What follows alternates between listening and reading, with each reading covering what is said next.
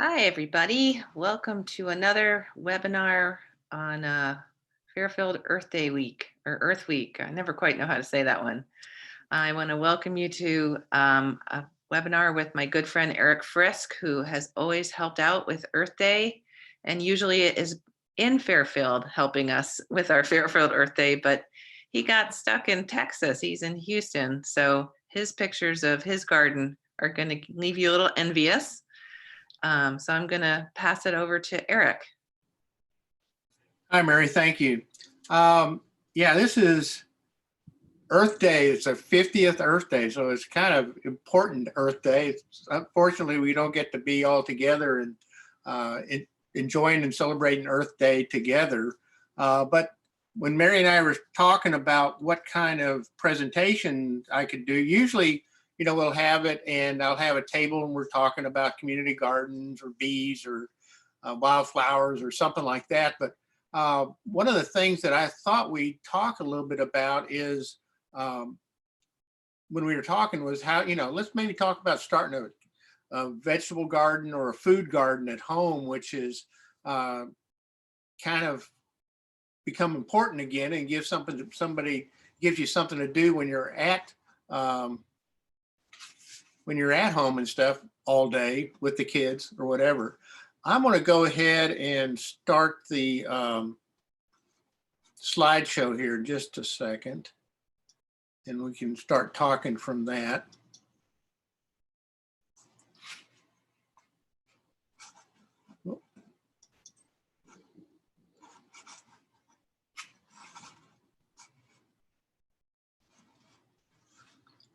Let me share screen. Here we go. Okay.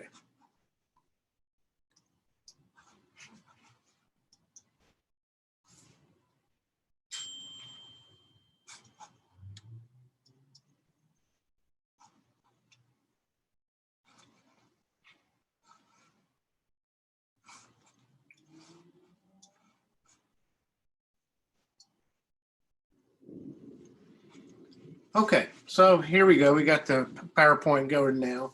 Anyway, so what we're going to talk about today for the next hour or so is starting a vegetable or food garden. When we first started talking, we started talking about a vegetable garden, but then I started thinking there's a lot of other things that you can do with a garden and get food out of it. Basically you can have an herb garden, a vegetable garden, fruit. You can grow fruit, fruit trees. So we're going to get into a little bit of just how to set up a few different things in the garden when we start getting into it. Again, I'm Eric Frisk. I'm with Growing with Nature, which is a little company we set up just to do things to educate people and do seminars like this, get with kids, teach them how to garden and that type of thing. I'm a master gardener, and let me first sort of talk a little bit about what we're doing. In Fairfield, we actually have 3 gardens that we grow and use with Growing with Nature. Garden on the Hill at St. Tim's up in Greenfield Hills, Grace's Hill Community Farm at Our Savior's Lutheran Church, and then also we have 1,000 square feet at Fairfield Teaching Garden. And Drew Park is the Fairfield Community Garden. Also, you saw that I'm a migrant urban farmer. So basically about 4 or 5 years ago, we started coming down to Houston during the winter time to spend some time down here with our family and stuff. And I got involved with the Blodgett Urban Garden here. And that is part of Texas Southern University. And there we have a pretty big garden. It's about, well, it can be 2.5 acres when we get it fully developed and stuff. But I guess, the question is, well, what am I doing with all these gardens? So I guess, gosh, 22, 23 years ago when we were working at the Drew Park Community Garden, I was talking to one of the gardeners over there, and he said that what they're doing with their church group is donating food to Operation Hope. And I said, that's a pretty cool idea, because again, I was growing so much stuff, I didn't know what to do with it all. And so Sandy Wakeman got me in touch with Operation Hope, and basically for about 23 years now, we've been growing food at the community garden there in Fairfield, and then also we expanded into these other gardens up there. At Blodgett Urban Garden, basically what we do, it's a food desert where we're growing food there, and what we're doing there is basically we have a donation program on Saturday mornings where people come and we grow the stuff, put the food out, and they donate what they can for the food, to take home with them and stuff. And Mary and I were actually talking about some other things, and I wanted to mention this now before we get into it. Once everybody starts producing food, I mean, it's always that story about the zucchini that starts coming in the summer, and you have so much zucchini, you can't know what to do with it. You start throwing it on people's porches and stuff. But what I'd like for you to do is consider donating food to local food pantries.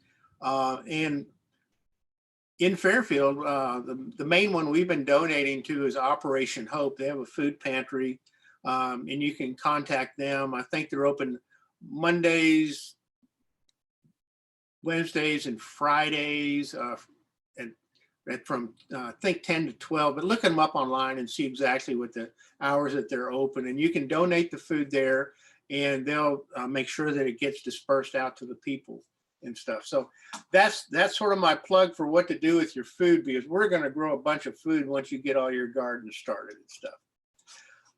Okay, one thing I wanted to do when we started introducing new gardeners to vegetable gardening, there are so many different terms and words and stuff that you start reading these things, and there's so much out there: permaculture, vermiculture, growing organic, conventional, micronutrients, I mean, there's just all these buzzwords that keep going around all the time. And I keep telling everybody, don't worry about it. I mean, over a period of time, you can go in and start understanding what some of these things are, but don't try to learn it all before you start gardening. I mean, gardening is one of the simplest things you can do. Go out there, turn some ground, turn some soil, put some plants in, buy a couple pots, put some stuff in it, but just get out there and start enjoying it. And then if you really want to learn about all these other things, you can. There's plenty of books out there.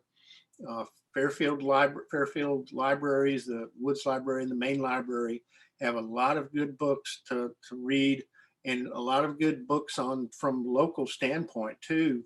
Sal Gilberti wrote a book a couple of years ago, and that's kind of a short book, but it's really good about growing things. And then sort of the local Bible there is a book called Organic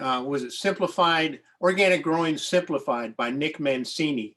And I always kid him because the book is about 2 inches thick, so I don't really think it's really a super simplified version. But Nick did a great job in writing that book, and it covers a lot of what you need to know about organic gardening, and a lot of it specifically for the area there around Fairfield.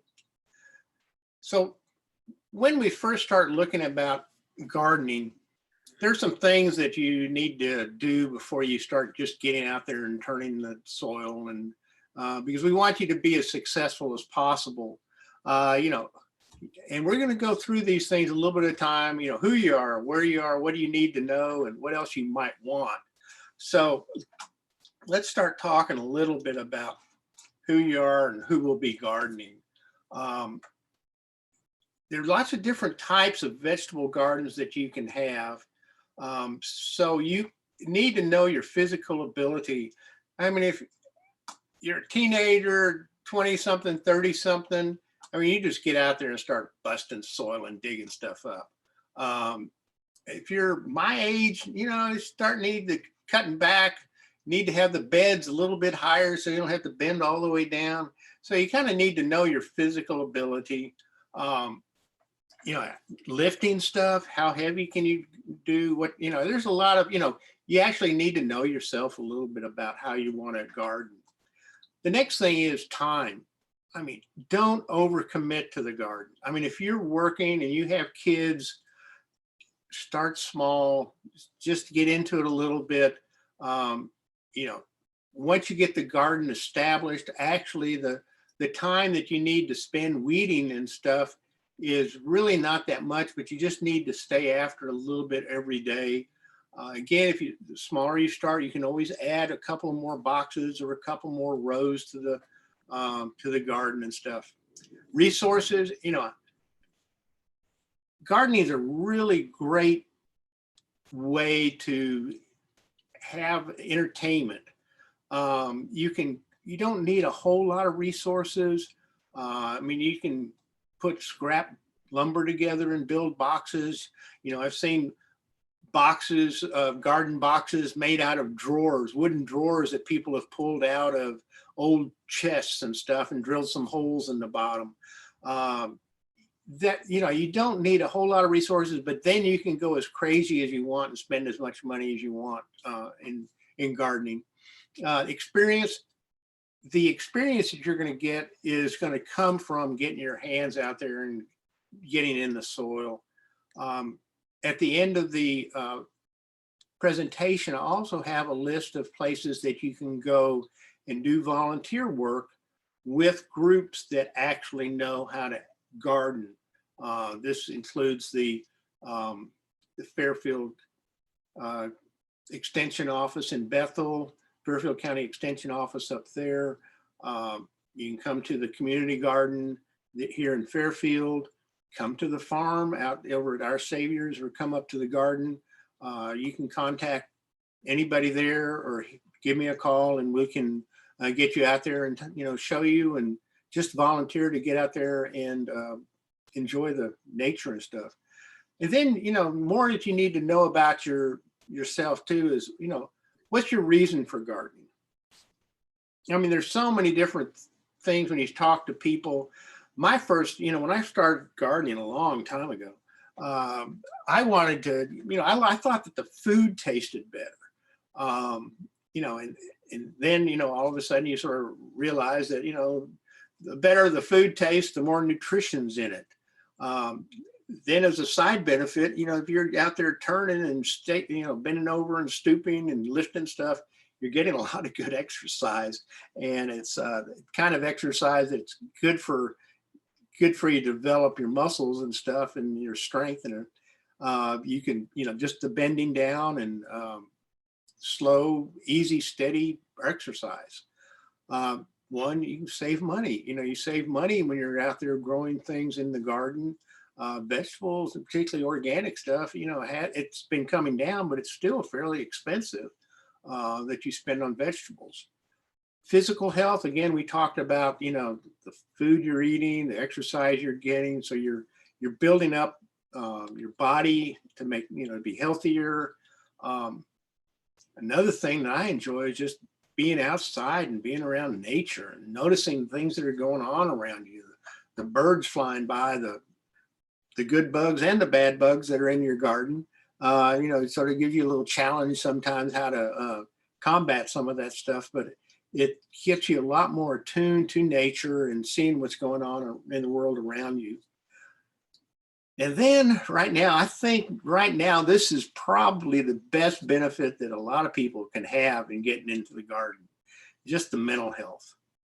I mean, when you get out to the garden, you can't be stressed out when you're sitting there looking at the flowers, picking the vegetables. I mean, no matter how much that boss wants you to work harder, that plant's not going to grow any faster. The sun's not going to shine any harder. You just have to go with the flow when you're out there with nature, and it just helps you to settle down and realize that, things sometimes are out of your control, and you just have to accept the way things are and make the best of it when you can. One of the things that when you're going through looking at garden and stuff, and this is one of the first things, who are you going to garden with? Who are the people that you're going to have involved in the garden? Are you going to have kids? Are you going to have older people? You're going to have a lot of volunteers. These are the types of things that you need to look at, not only in the timing and planning of the garden, but also how you're going to do the layout. You can have people come in and volunteer. These are volunteers that are helping us clear a plot a couple of years ago at the community garden, and we got this thing knocked out, and it's beautiful now. These are a couple of interns that I had at the farm.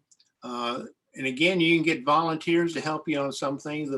These are really interns that came from Fairfield Ludlow High School. Unfortunately, the high school is not doing this right now because of the stay-at-home orders and stuff. But for the last 6-7 years, we've had 2 or 3 volunteers work for 6 weeks at the perfect time of the season to help us get plants in.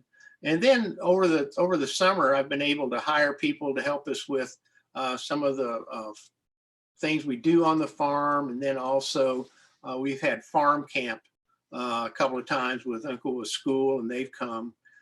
This year, we're not doing that just because of the other things going on and stuff. But this, we do hire some of the interns to help us out during the summer off and on. And here are the hardest workers in the garden.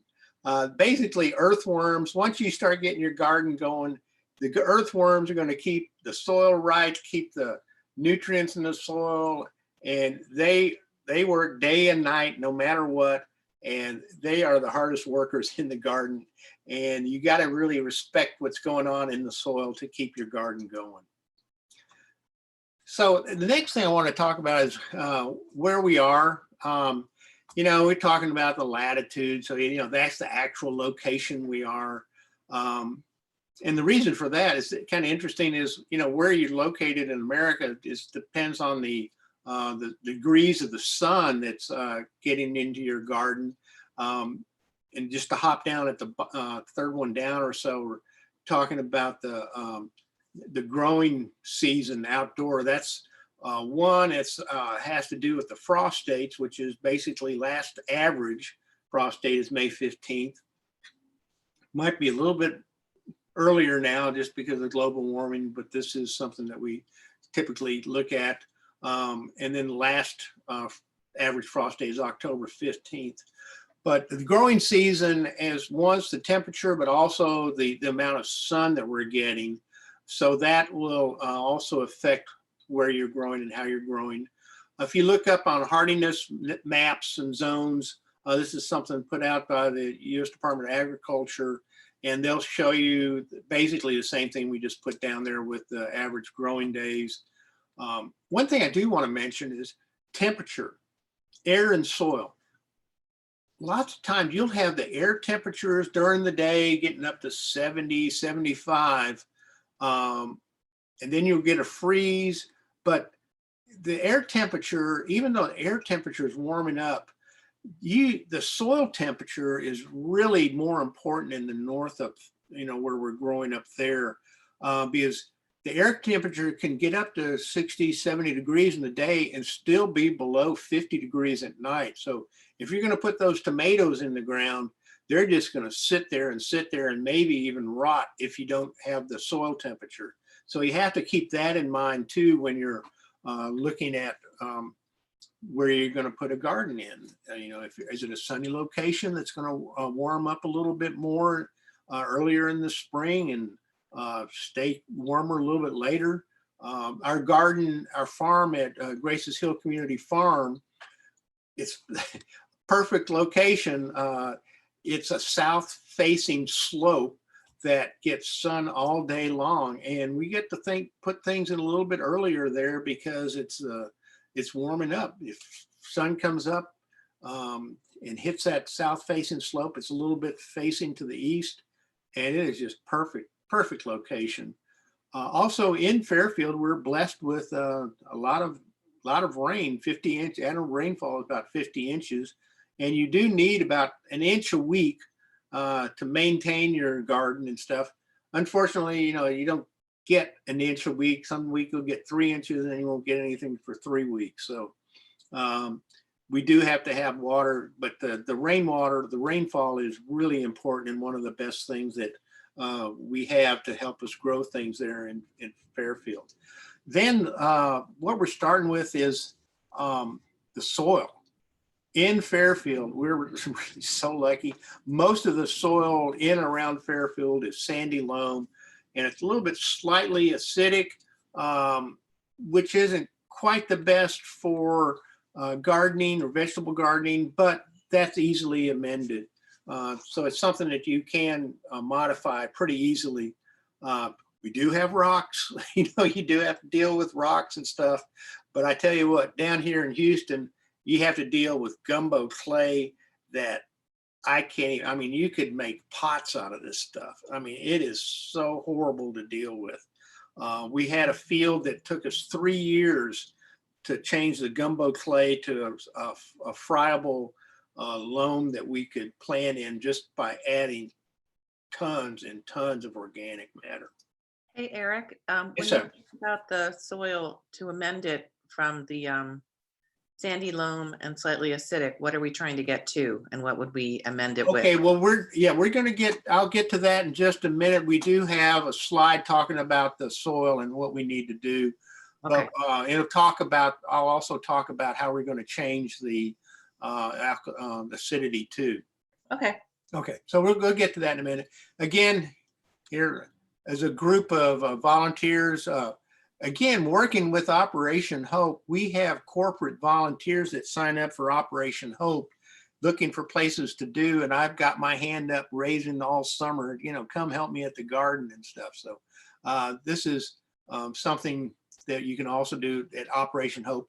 Really, you benefits each other. We grow the food and they help us with some of the volunteers and stuff.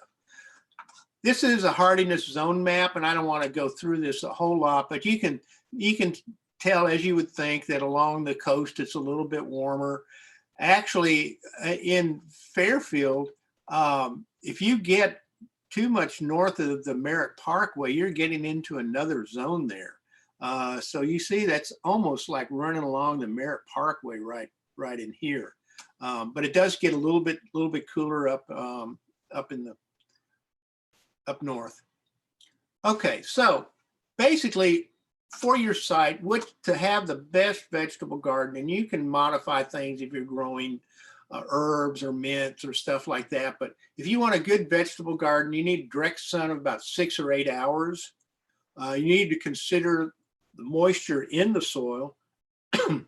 And what I mean by that, if you have a drainage problem that's going to affect the soil, if you have high groundwater, that's going to affect the soil and the compaction of the soil and how it drains and stuff. And you might have to modify something in the garden about that. You have to consider irrigation. We talked about the rainfall, but if we don't get enough rainfall, you are going to have to water a little bit. And then, most important thing is the soil. We'll talk a little bit about the texture, structure, and chemical composition of this. So, ideal garden soil. We're starting out with really good soil, but basically the ideal garden soil also consists of 3 minerals: sand, clay, and these are the size of the mineral particles. Sand, which is a little bit bigger, that helps break up the soil. The clay contains a lot of nutrients in it, and then the silt does also.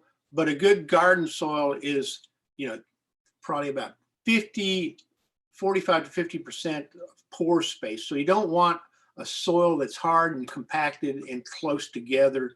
You want a soil that's going to have air in it. It's going to have water in it. That can hold water. So you don't want a real compacted clay or soil that you've seen before that doesn't have airspace or water. You want the roots to be able to get into the air spaces and to get to the water. And then you want to have 1 to 5% organic matter. The reason for that is that's where a lot of the roots are going to be interacting with the microorganisms in the soil. And so you need that organic matter to help feed the help feed the nutrients, and then in turn help feed your plants.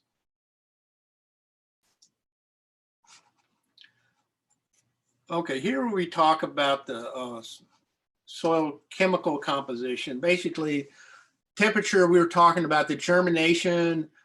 Soil temperature needs to be probably at least, well, actually different plants have different germination temperatures and stuff. Again, the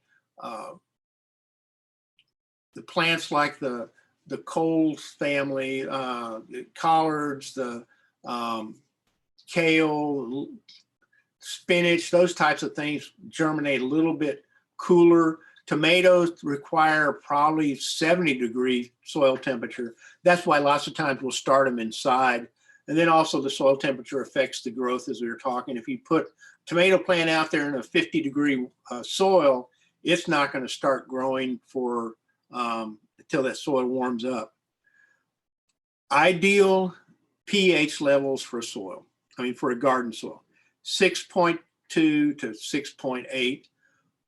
The soils that we have started with at the farm, at Grace's Hill Community Farm, was probably about 5.6. So we had to add some lime to the soil. And down at the bottom, we'll talk about that in a second. So the macronutrients, when you buy organic, hopefully you're buying organic fertilizer, but any fertilizer that you buy is going to have 5, 4, 4, 10, 10, 10, some combination of numbers on it, but those are like 10% nitrogen, 10% phosphorus, and 10% potash or potassium. Those are the macronutrients that are in fertilizer. A lot of the chemical fertilizers you buy do not have micronutrients in them, but most of the organic fertilizers will also have the secondary and micronutrients, and then also trace elements that you need. The best way to figure out what you've got to start off with is get a soil test. This is basically for the native soil that you're starting out with, so you have an idea of what your soil is like from the standpoint of one, what the pH is, so you can adjust that, but also a little bit if you have nitrogen, or somebody's been putting a lot of compost in, you probably have a lot of phosphorus in the soil, but it also gives you a little starting point to where you can adjust, and you know what you've been doing over the year. I get a soil test probably every couple of years. It's not that important. If you get a soil test and you adjust the soil the first year, then it's usually also good the second year. So you don't have to, they run, depending on the type of test, you can have them done by the extension office. You pick up an envelope there, or they'll mail you one, and they'll send it in. And usually it depends on what you want to have tested. They usually run about $25, I think. That's what they have been in the past. Okay, so what else might you want, just besides a garden? It's nice just to have a garden sit there, but if you're going to be composting things, if you're going to be gardening, you might want to have a compost area that you can circulate the grass clippings, all things that are coming out of the kitchen. Seedling bed, you might have a little bed, and I'll show you one that we built, and why you need a seedling bed from what we're doing. It's a little bit more extensive. Season extenders, basically the season extenders are small hoop houses that you can put over the beds if you want to grow lettuce. I know at the church where they have a preschool, we always plant lettuce like in September, and then we put a little plastic top over it, and they actually have lettuce that they serve at Thanksgiving with the preschoolers. They get out there and harvest it and stuff. But we extend the season a little bit by putting that little cover on it, and something that the kids like doing every year. And then the other day, I actually forgot about this because it's just so basic up there. Mary and I were talking about this the other day. Fencing. I mean, down here, I would get pretty complacent. The only fencing we need is maybe to keep some two-legged deer out of the garden that come in there. But up there in Connecticut, fencing is going to be important, particularly if you have a large acreage type situation. Lots of times if you're in a regular residential subdivision and everybody has 6-foot fences and the deer can't really get in the backyard, it might not be as bad. But then I've also found you also have groundhogs and a lot of other things that get in there. So fencing is something you might also want to consider, but we're not going to get into these things too much in our discussion here. Okay, this is my compost area actually in Fairfield. I only have you've seen these areas where you have the tumblers and all these other things and stuff. Basically, every year I pile up all my leaves, throw everything from the kitchen over the year, pile it all up, and then later in the middle of the winter, I just take it and turn it over. Everything on top goes on the bottom. All the good soil on the bottom goes on top. And then I wait another month or so, and then I take the pile that's in the back, throw it through this little fence that I have set up. The soil comes through. I take that, put it in buckets, and put it in the garden. And I know one year I made like 60 buckets of this stuff over the year. I mean, it was like 65-gallon buckets. I mean, we were making so much stuff, so much soil. It was incredible. I'm just looking at, you can tell this is about later in the fall because you can see all of the milkweed seed pods right here. It's probably about the end of September when I took this picture. But yeah, that's something else you can have in your garden, a lot of flowers and stuff. And then there's a whole story to this rhubarb over here, but I don't want to get into it right now. But anyway, okay, so we're going to flip through real quick how to put up a little seedling bed. Basically pick apart a spot in the garden, sort of dig a little trench around it, loosen the soil a little bit. Then I just this is a 4x4 frame that we put in there, and we threw, the dirt we dug out, we threw in there. Then actually I started sifting all this because we're going to put seeds in here. You don't want to have a lot of big clumps. You don't want to have a lot of grass that's already going to come up in there because it compete with the seedlings and stuff. Then I went and got some compost, and I started throwing that in and sifting that in. And then we ended up with a pretty good soil mix here and stuff. And actually, you can see on this one the screws that I put in. That also, you can see we sort of took some line and lined it all up. So we got basically 16 1-foot by 1-foot areas. And in each one of these, I just took a packet of seeds. We got some kohlrabi, a couple of different kinds of lettuces, some kale, and different things that we just put in there. And I usually do this about this time of year. Maybe right around the 1st of April, put this out. And then the seeds will germinate as the soil warms up. And most of these are pretty cool, hardy plants. So they're going to germinate. They don't need to be inside germinating like this time of year. What I'll be doing inside is the peppers and the tomatoes and that type of thing. These seeds will germinate fine outside, and then you can just take those and put them in the garden.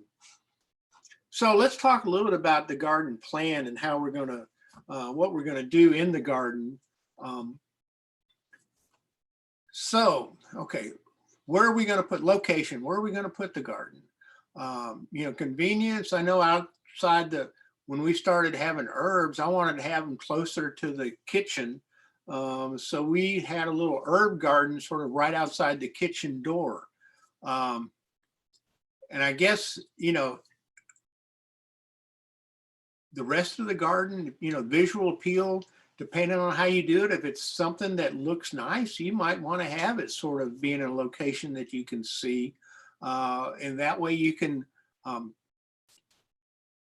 use it as a sort of a focal point for the yard and stuff. And, you know, if you can, a lot of different things you can do in there that, you know, you can line it with flowers and have a lot of the different herbs that you might not use all the time are out there that make nice sort of landscape features.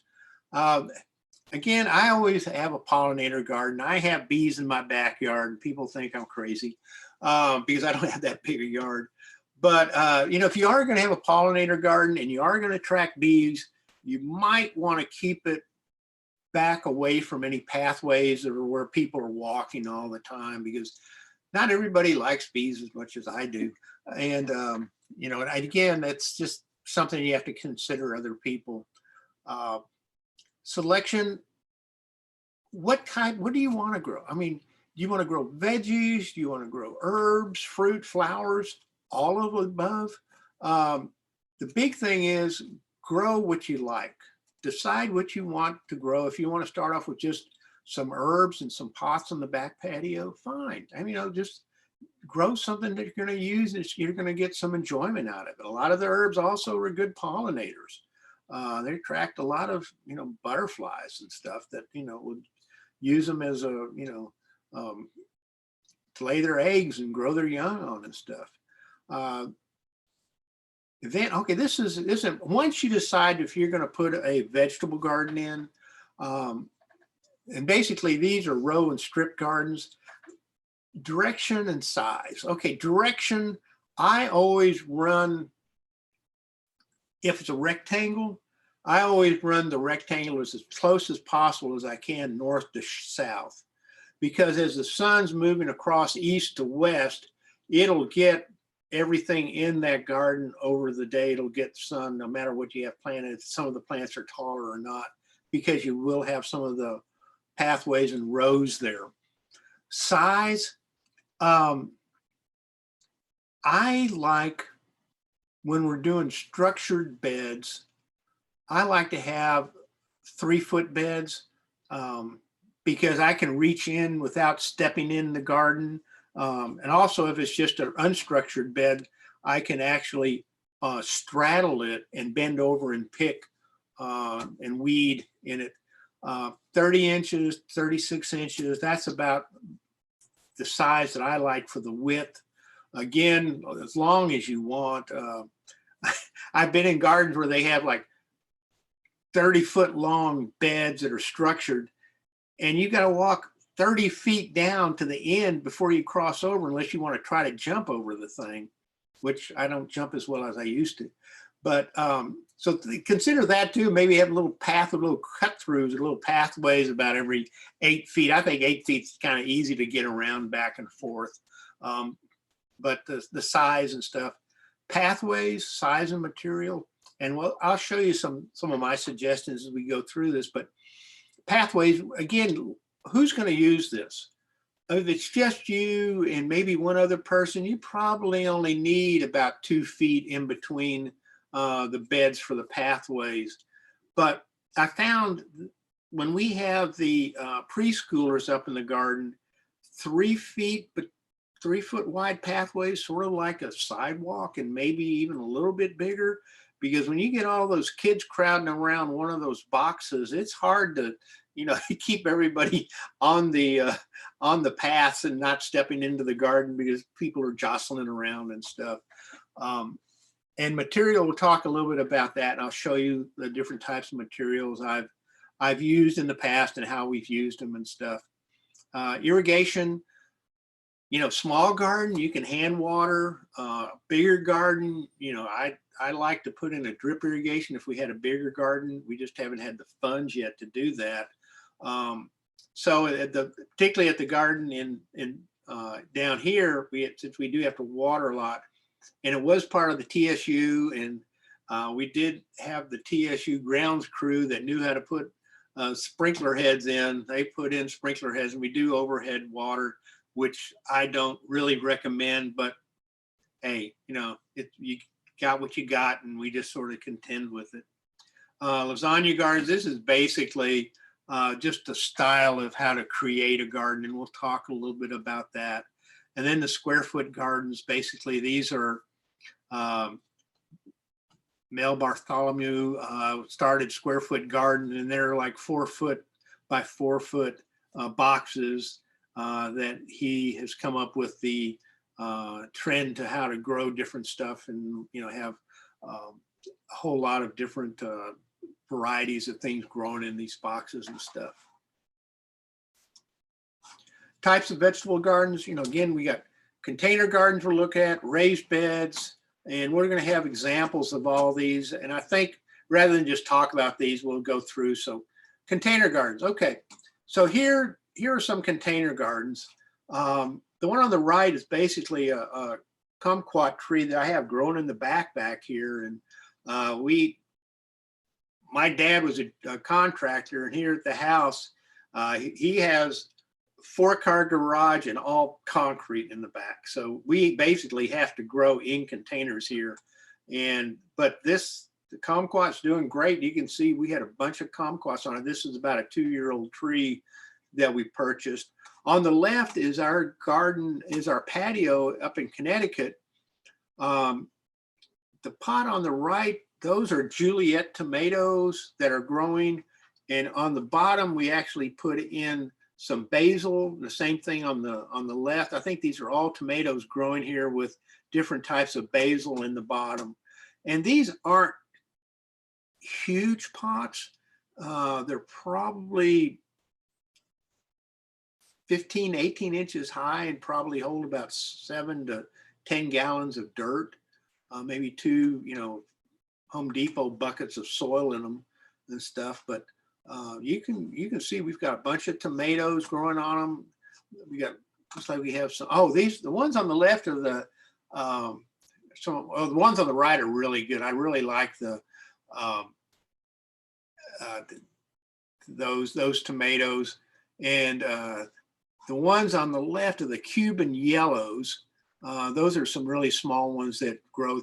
Usually the smaller cherry tomatoes grow better in the pots and stuff. You can grow big ones like you see here, but it's just not as prolific and stuff, and they need a little bit more room. Then also you can sit there and grow lettuce. I mean, these are the same pots that we put some lettuce seeds in just to try to see what we could grow in them. And you can grow lettuce. These are, types of lettuce. They're not head lettuce. They're leaf lettuce. So you just go out there and pick some to, throw in a salad all the time. More container gardens. This is the garden here. Because I am gone for a pretty long period of time, sometimes it's 6 months or so, I have to come up with a system that I don't have to weed while I'm gone. So we've developed this area here that we covered with a lot of wood chips and cardboard, and I'll show you how we did it in a little bit later slide. But here we have peppers growing along the side, then we have tomatoes growing in some containers. On the back side, I've also got some more tomatoes. This is lemongrass. We have a bunch of herbs on the second tier down here. So there's a lot of things that you can grow in containers and be pretty successful with them. Okay, now here we go to unframed raised beds. This is basically at the community garden. We come in there, we're getting better at not tilling up quite as much as we used to with the tiller. But again, once you get to the size that we are with a lot of the gardens and stuff, we just run out of time to be able to turn. I used to turn everything by hand, but we just don't have the time now. So we do a lot of tilling with a tiller, but trying to get better at just not disturbing the soil quite as much. But basically we just come in, you can see these are probably 10-foot beds with, 1-foot walkways in between, probably 30 inches across. And they're all ready to plant right now. Again, same beds a little bit later on once we started pulling some garlic and stuff. These beds, and again, we put some in Fairfield. You can go down, if you have a beach sticker, you can go down to, I forget the name of the company, but you can go down and get free wood chips if you take buckets down there, and you can get wood chips and you take them and put them in your garden. And we use them for the pathways. Over a period of time, they'll decompose and they'll, just help add organic matter to the garden. But to start off with, we start them off just using them as the pathways and stuff. It's been renamed recently, Eric. It's now called Denali for some silly reason. I don't know why, but Oh, yeah. Denali's is the one down at the. Yeah, it got renamed recently. Oh, okay. Yeah, I think that's like the second or third time they renamed it. But yeah, let's Harvest New England. No, yeah. Again, these are some beans growing and stuff. Okay, here we go. Framed raised beds. As this is, if you want to do a really nice one, you can order kits. So this is something that actually it probably works. I don't think a deer would actually get into that because it's too narrow. They probably just eat over the top of it. But this is a type of bed or type of structure you can bed. This is what we typically use. This is and again, we talked about special needs a little bit. These beds were actually designed for seniors and other special needs gardeners, so they can garden standing up. Also, containers are good for that also. But these are good raised beds for special needs gardeners. A little bit closer view. You got the tomatoes growing in there. I just took this picture last week, so everybody in Fairfield be envious. They were starting to get tomatoes forming on these bushes that we planted about a month ago. This is actually the garden at St. Tim's, garden on the hill. These are probably 4-foot wide beds. And again, these vary from 10 feet, I think, to about 15 feet long.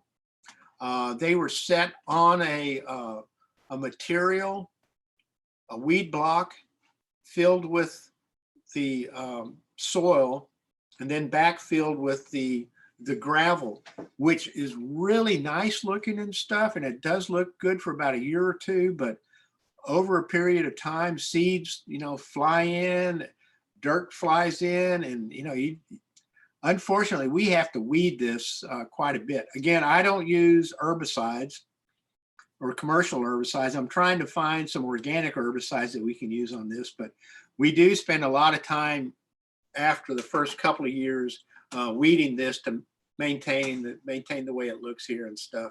And again, one of the things we'll talk a little bit about is going vertical. These are some bean poles that we set up with the pole beans. That's something that's really good to start growing things up, particularly if you're a little bit limited in the space you have. On the backside by the fence is where we have our herb garden there, and then you see I think those are collards growing there and a little bit lettuce growing in the beds and stuff. Okay, building the garden. This is an example of how we were building a bed here in Houston. The wood that's being used are wood slats. They're cedar wood slats. Basically, they're just laying, and the reason we're using the cedar is it lasts a little bit longer. You put them, you lay them down, actually stake them with some 1-foot rebar, and then you have the pathways, and you go in and fill the backfill with the soil in the middle, or even just start working the soil. Again, one of the reasons you see this clay sand is we have so much clay, and you can see a little bit of the clumps in there, but the sand helps break up the clay, a little gypsum, and then also we throw a lot of the organic matter in there also. This is a pollinator garden that we did in the same fashion, construction with the wood slats, fence slats and stuff. This is a garden out beside my house, and this is how we put it in. Okay, we were talking a little bit about the lasagna garden a little bit. this is sort of a little takeoff on that. I wanted a garden. I wanted it quick. I didn't, again, I'm getting old. I don't want to just to get out there and turn this all over.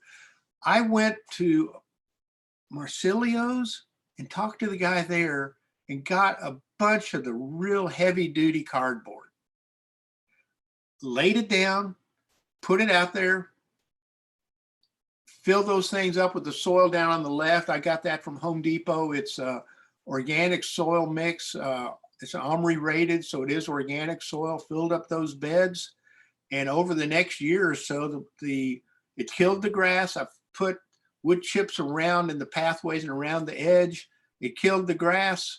The cardboard decomposed over about a year or so. I did have to go back and add some dirt later, but I didn't have to turn one shovel of dirt on that thing. I was pretty impressed. Anyway, this is sort of an example of what I was showing you before, how we did it. This is a little mini orchard that I did at the Blodgett Urban Gardens. And basically, I did come in and we turned the soil at first and added some amendments to it, but then came in, laid the cardboard down. I cut a hole out for where I was going to put the tree, as you see here.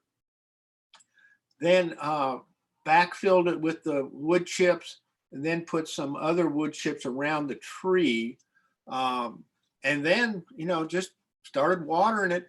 I did poke some holes in the cardboard because this does get, it will deteriorate over a period of time, but I was a little bit concerned that a lot of the cardboard was just going to cause the rain to run off and not necessarily into the holes where we were planting the stuff. Again, this is, you see down here on the left, it's the cypress blend that I was using there and stuff just to cover the cardboard. One thing that I did have to come back and do this again. I put weed block on top of the cardboard this last time. We did have a lot of weeds coming through, and here we have the nut sedge, and that thing, those will just drive you crazy. Probably in Connecticut, you'll probably get the mugwort coming through and coming up in it and stuff. Although we're starting to get nut sedge up there too. Again, this is lasagna garden. This is similar where you see the cardboard, existing soil, cardboard, straw, hay, leaves, food. I cheated. I just went out and got some regular soil to throw in there. But then you can add the straw, as we're doing, over a period of time and building it up. And this is starting to be a way to do no-till soil. And that's another one of those things, those buzzwords that you see at the beginning, but that's something to be aware of and maybe work toward and stuff, where you don't have to till and break up the soil as much. Again, this is a garden here that we did with the raised bed. These are 2x8s, and you see down at the end, I put some 4x4s just to make them a little bit heavier duty. Back behind there, you'll see I got some blueberry bushes there, 2 different kinds of bay leaf, and then the lemongrass that's there.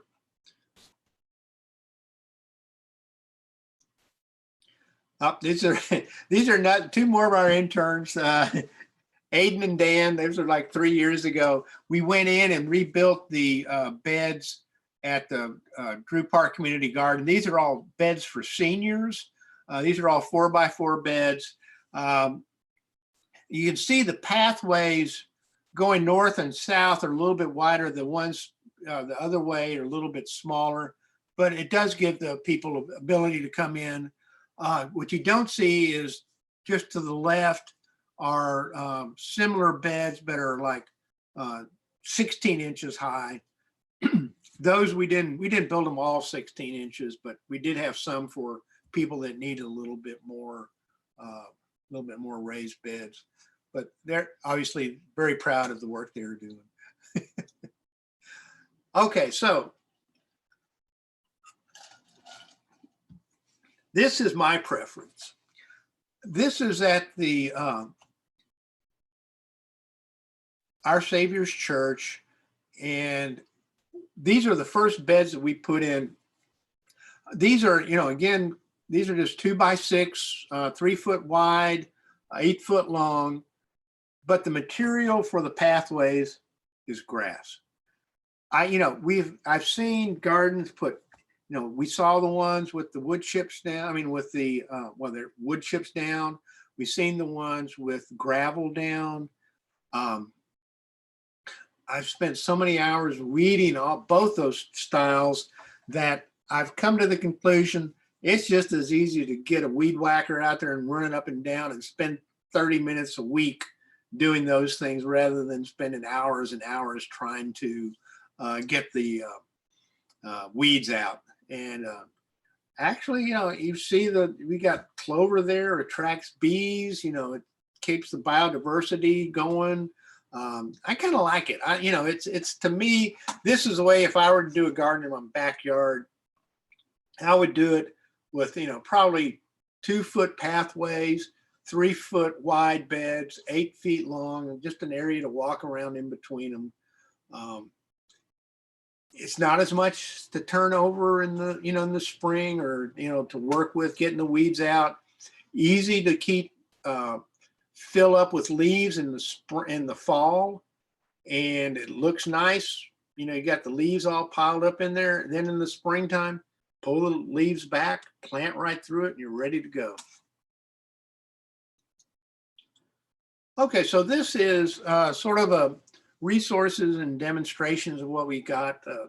Fairfield Woods Seed Library. If you need seeds, once the library start open again, Fairfield Woods has a seed library. It was the first public seed library in New England. It started probably, I guess almost 10 years ago. A lot of people that garden in Fairfield actually donate seeds that they have to the library, so you can pick up ones that the people have donated. They also get seeds that are quote unquote expired. All seed companies, when they sell their seeds, have to put an expiration date of the year that they're issuing the seeds. Most seeds last, I've had tomato seeds that sprout after 7 or 8 years. So a lot, what the thing is, when you buy a seed pack, it has the viability or the germination rate on them. And if it falls below that, it's not quote unquote marketable. So, what will happen if you'll drop from like maybe on a tomato seed, maybe a 98% germination rate to a 95% germination rate. So you just plant a few more seeds. That's all you have to do. Again, go to the extension office. Bartlett has a vegetable garden. The extension office has a nice one up there. They do flowers, they do vegetables. Talk to the master gardeners at both locations here at Bartlett and at the extension, Fairfield County Extension Office. Bartlett has a really nice group of people there that can help you with all kinds of gardening questions. I know that they have a really nice herb garden there too. The vegetable garden has, I think, been fairly new, but a lot of really knowledgeable people up there. In Bethel, we do have a pretty nice demonstration garden with the fence and everything, and it'd be something to go look at. Come to the community garden in Fairfield. A lot of good, knowledgeable gardeners. A lot of gardeners that are master gardeners there.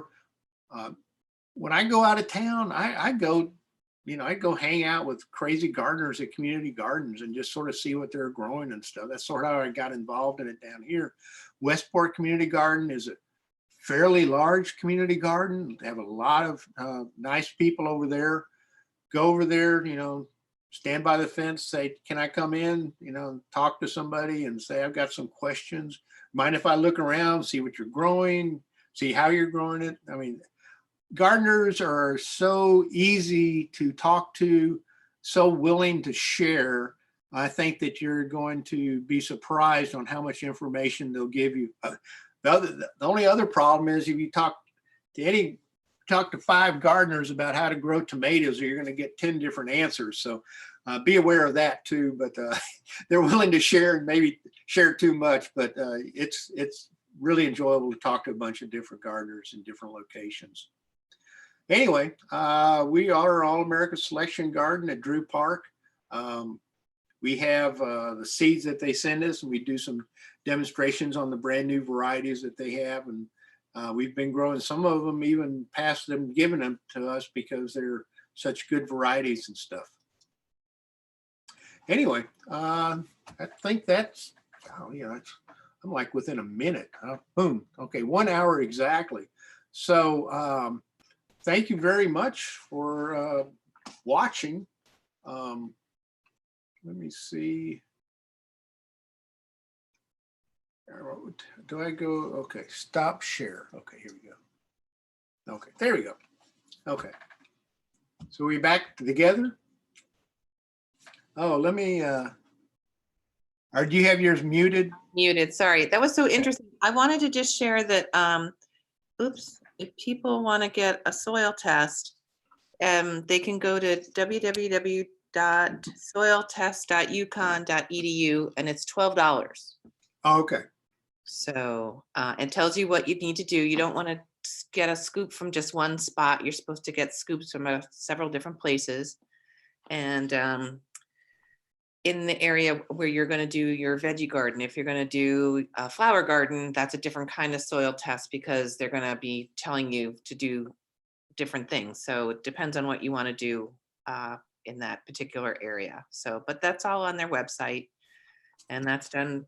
The lab is run by Dawn Patinelli. She's the person who runs the UConn compost master composter program, which we are also graduates of. Graduates of master composter. Yeah, master composter, master gardeners.